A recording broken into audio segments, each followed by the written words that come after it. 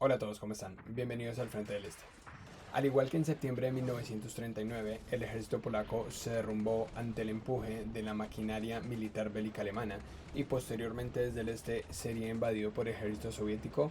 En marzo de 1940, el pequeño pero valiente y aguerrido ejército finlandés sucumbió también ante el empuje del ejército soviético.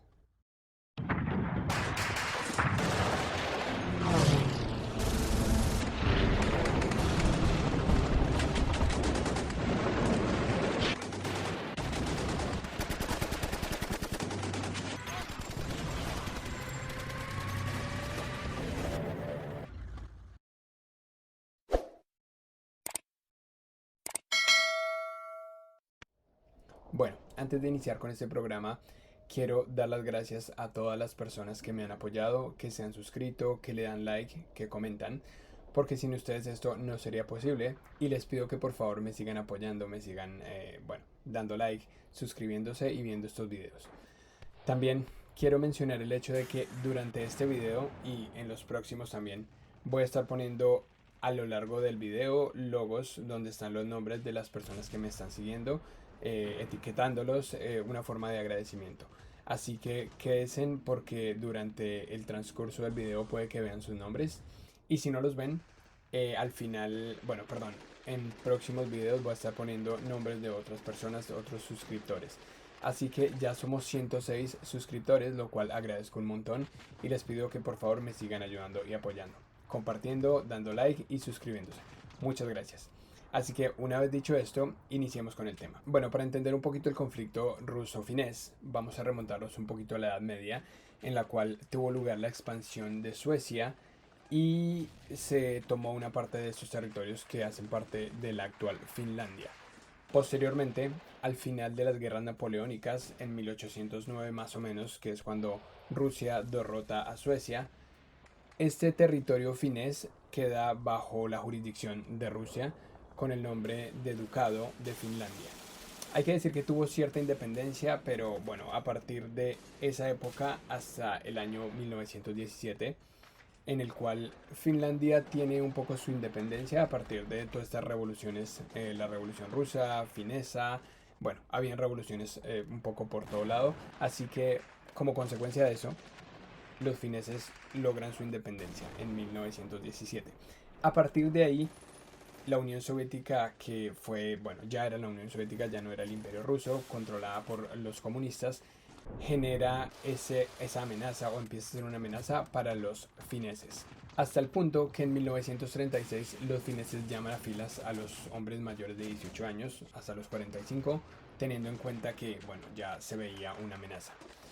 En 1939, debido a que, bueno, la Unión Soviética en octubre había tenido una victoria contundente contra el imperio japonés en la batalla de Halkingol. En septiembre los soviéticos toman la parte este de Polonia después de que los alemanes se la entregan. En octubre los soviéticos también obligan un poco a los países bálticos a posicionar bases militares allá y posteriormente los van a invadir, es decir, fue la forma de entrar a su territorio para después invadirlo a partir de todas estas victorias que tiene la Unión Soviética.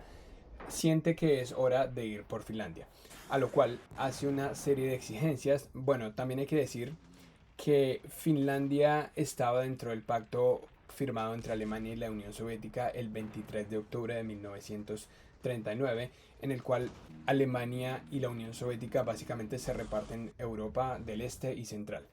Digamos que dentro de estos acuerdos se supone que a la Unión Soviética le iba a tocar Finlandia, así que era el turno de tomar Finlandia. Dentro de las exigencias que hacía la Unión Soviética a Finlandia, una de ellas era que Finlandia se diera las islas estratégicas de Koivisto y Jutland, que son dos islas que voy a mostrar en el mapa ahora mismo. Son estas que están acá, Koivisto y Jutland, era una serie de islas que, bueno, la Unión Soviética exigía a Finlandia que le diera.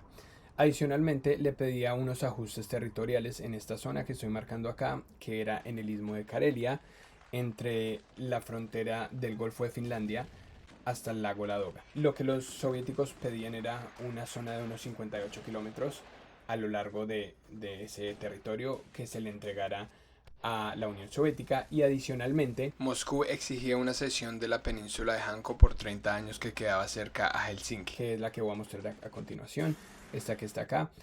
Obviamente los soviéticos querían esto para posicionar su flota en esa zona del Golfo de Finlandia, y también las islas las querían también para tener un acceso a esa zona de Finlandia y proteger su frontera de un posible ataque por parte de lo que ellos consideraban un ataque que podía venir de Alemania o de los países, digamos, de Europa del oeste. Así que las negociaciones se mantuvieron más o menos desde el 14 de octubre al 3 de noviembre. Se estuvo maniobrando hasta que Finlandia pues rechazó los acuerdos, y como consecuencia de esto el ministro de Asuntos Exteriores Molotov decide que ya no se negocia más.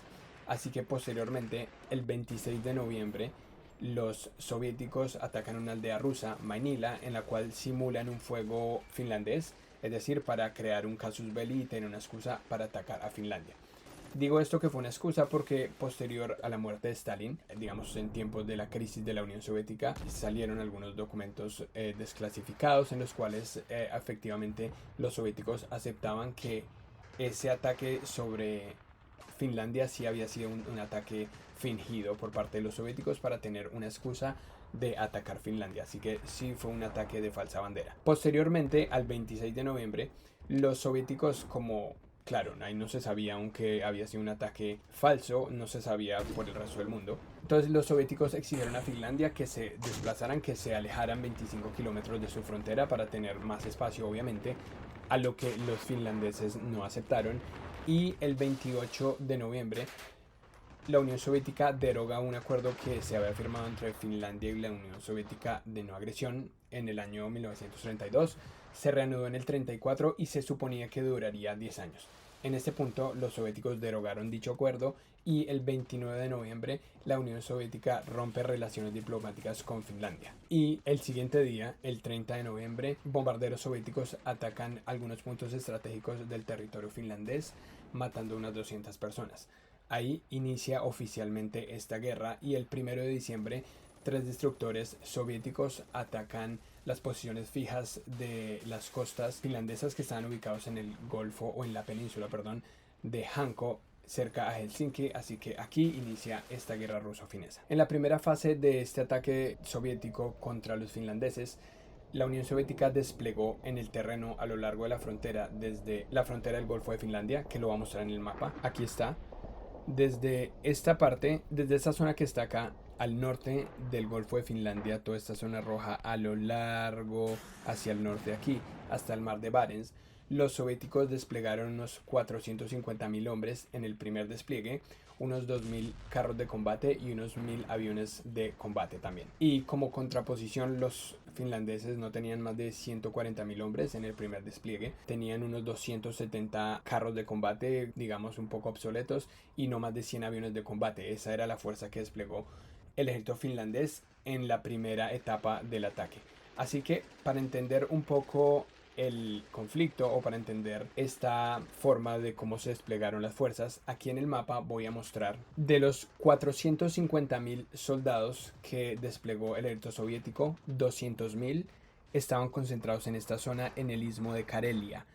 También estos 200.000 hombres estaban acompañados de unos 700 aviones de combate y de unos 1.000 carros de combate solo en esta zona para atacar el frente del istmo de Karelia. El resto de tanques y hombres y aviones de combate estaban desplegados a lo largo de toda la frontera finlandesa, ruso-finesa, hasta el mar de Barents, como lo muestro acá.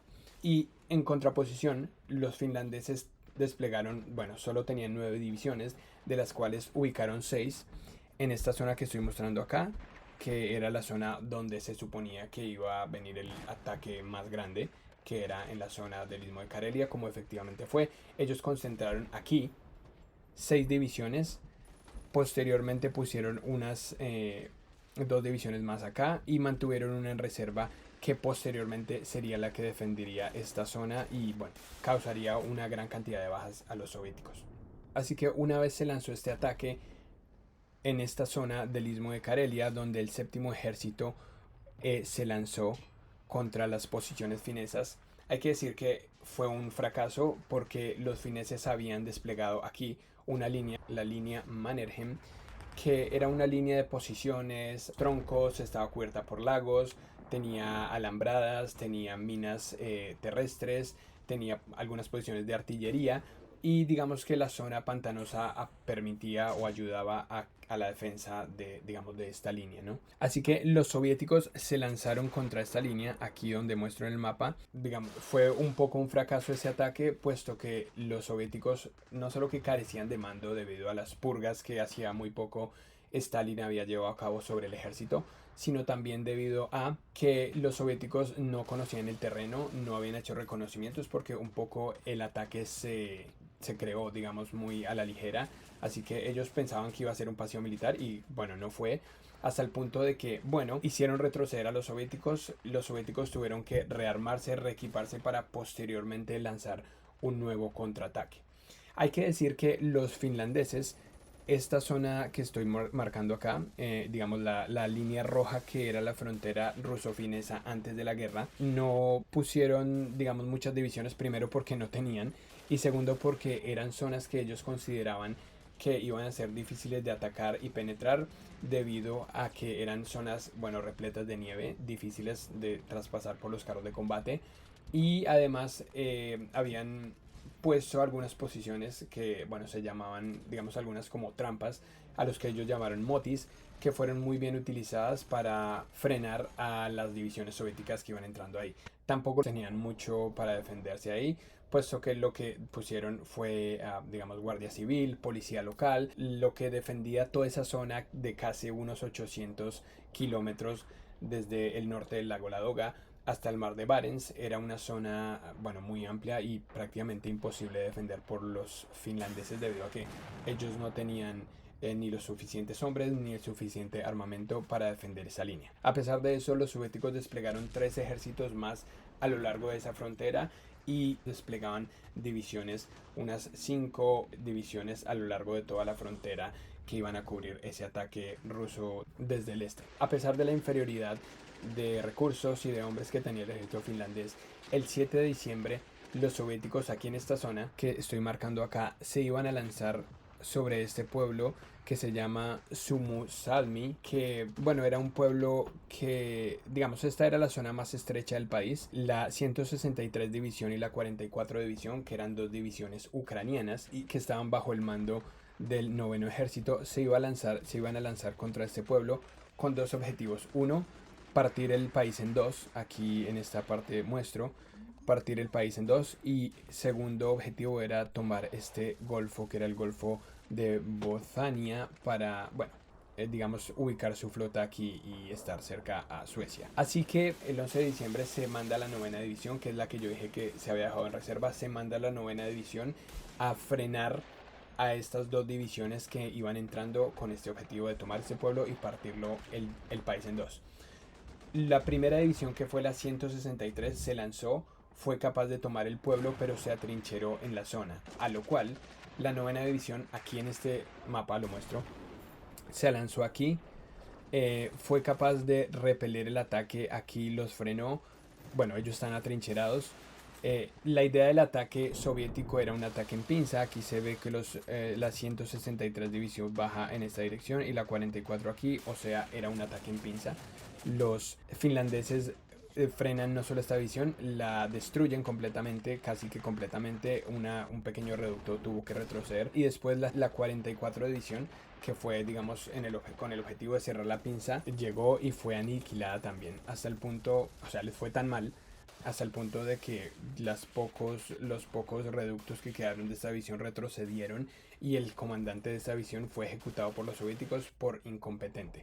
Así que los soviéticos aquí tuvieron bastantes bajas también debido a la forma de cómo los finlandeses usaron las divisiones de esquiadores en esta zona, que eran expertos de esquiadores, pero aparte eran soldados. Los soviéticos enviaron una sola división de esquiadores, pero bueno, eran buenos esquiadores, pero no eran soldados, así que también fue una matanza pues sin paliativos. Posteriormente, digamos, el ejército soviético ya a las alturas de diciembre volvió a lanzar un ataque aquí, en el cual la séptima división se iba a lanzar por aquí en esta zona que estoy marcando acá, en la zona de Suma, que era digamos, un territorio angosto de unos 16 kilómetros con el objetivo de romper aquí la primera línea finlandesa. No lo lograron. Fue un desastre también. Los soviéticos tuvieron bastantes bajas, tuvieron que volver a retroceder. Posteriormente, días después, dentro de diciembre también, se volvió a lanzar un ataque más amplio en el cual no solo se lanzaba aquí por Suma, sino se lanzaba a toda esta zona, digamos, a todo este frente. Ya era un frente mucho más amplio. También fue un fracaso, los soviéticos tuvieron que retroceder, esto luego después tuvieron que cancelar de hecho la operación, se cancela el 20 de diciembre la operación soviética, entonces eso les dio tiempo, bueno, un poco tiempo a los finlandeses de maniobrar, también los soviéticos recogieron nuevas tropas, casi unos 600.000 hombres que reforzaron no solo la séptima división, sino también agregaron una segunda división, que era la división número 13 del ejército soviético, que la muestro acá. Acá abajo está, aquí ya está la séptima y la 13 división, que el 25 de diciembre se lanzaron contra todas las posiciones finlandesas y rompieron ya la primera línea. Posteriormente, la 50 división de fusileros del ejército soviético, junto con 2 brigadas de tanques, atravesaron la segunda línea finlandesa y rompieron, fueron capaces de traspasar. Al mismo tiempo que el octavo ejército que estoy marcando acá, que contaba con unas 5 divisiones, 2 batallones de tanques y adicional tenía 5 divisiones más desplegadas durante todo el frente y contaba con unos 130.000 hombres y unos 400 tanques. Adicionalmente, el noveno ejército, que está ubicado aquí, en esta zona que estoy marcando acá, y contaba con 5 divisiones que también estaban divididas en 3 grupos que se lanzaron sobre el frente finlandés. Y por último, el 14º ejército, que estaba aquí cerca al mar de Barents, que contaba con unos 140.000 hombres y unos 150 tanques. Es decir, fue una fuerza, digamos, prácticamente imparable. A lo cual, bueno, los finlandeses no tuvieron ninguna posibilidad. Si habían resistido, los finlandeses habían hecho digamos, le habían causado una cantidad de bajas impresionantes a los soviéticos, pero el rodillo soviético de enviar divisiones, bueno, ya era imposible de sostener. Así que el 24 de febrero el comandante Pavlov cruzó el hielo, conquistando las islas de Koivisto y Hotland, que se encontraban en la zona que ya mostré acá, en esta zona, aquí, que, bueno, estaban en el Golfo de Finlandia. Posteriormente, el 9 de marzo, el general Erik Henrici declaró que ya no era capaz de sostener el frente en el istmo de Karelia, que tenía que retroceder, y el 13 de marzo de 1940 Finlandia firma el armisticio. Finlandia se rinde ante el ejército soviético. Hay que decir que durante toda esta contienda los soviéticos superaban a los finlandeses en número increíblemente abrumador. Para que se hagan una idea, en soldados los soviéticos los superaron 3-1 a los finlandeses, en tanques 80-1, en artillería 5-1 y en aviones de combate 5-2. Era una cosa impresionante. Y bueno, al final de la campaña, el costo en sangre que tuvo que pagar el ejército soviético para tomar Finlandia fue muy alto. Las cifras de las bajas soviéticas fueron de 131.476 muertos, 264.908 heridos y, bueno, entre heridos y enfermos, y unos 653 tanques destruidos y unos 700 aviones de combate. Y en comparación, las bajas finlandesas fueron de 22.833 muertos, unos 43.557 heridos, unos 50 tanques, carros de combate destruidos y solamente 60 aviones destruidos en toda la guerra. Por desgracia para los finlandeses, perdieron un 18% de su transporte ferroviario, un 10% del territorio quedó, digamos, en manos de la Unión Soviética y quedó vacío porque los ciudadanos finlandeses que estaban en esos territorios que quedaron bajo el mando de la Unión Soviética se movilizaron al territorio finés o se fueron de esas zonas. También Finlandia perdió el 10% de su agricultura y como consecuencia de eso lo único que sufrió la Unión Soviética, pues bueno, sí fue la cantidad de bajas obviamente, que fue descomunal, y la pérdida en aviones de combate. Pero lo que hicieron Occidente, Francia, Reino Unido, las democracias, digamos, occidentales, lo único que hicieron fue expulsar a la Unión Soviética de la Liga de Naciones, que pues a la Unión Soviética eso no le importaba demasiado. Lo mismo que ha pasado con Alemania. Bueno, Alemania se había salido, pero bueno, digamos que los expulsaron de la Sociedad de Naciones. Esta fue la guerra de Finlandia, una guerra que duró 3 meses y medio más o menos, en la cual el mundo la vio como un gigante, un Goliat atacando a un David, en el cual en el primer embate desgastó a Goliat, pero digamos la maquinaria soviética en términos de armamento de hombres era imparable y bueno, al final los soviéticos fueron capaces de llevarse por delante a los finlandeses, aunque los finlandeses resistieron muy bien, pero bueno, nada tuvieron que hacer. Esta guerra terminó con, digamos, Finlandia prácticamente ocupada por la Unión Soviética, y hay que decir que algunos de los territorios que incluso en esa época, eh, de los cuales a la Unión Soviética se tomó, hoy en día aún siguen siendo parte de Rusia, como por ejemplo las islas Koivisto, Holland. Otro de los territorios que aún hace parte de Rusia, digamos, es una parte de el istmo de Karelia. Y bueno, nada, tal vez hay un territorio que se me escape, no sé. Si, bueno, algunos saben territorios, no sé si la península de Hango, creo que, bueno, no estoy seguro. Pero bueno, este fue la guerra soviético-finesa o la guerra de invierno que vimos hoy. Yo espero que les haya gustado. Espero que le den like, que se suscriban. Gracias de nuevo a todos los suscriptores de mi canal. Les agradezco, denle like, compartan, suscríbanse y nos vemos en el próximo programa. Chao.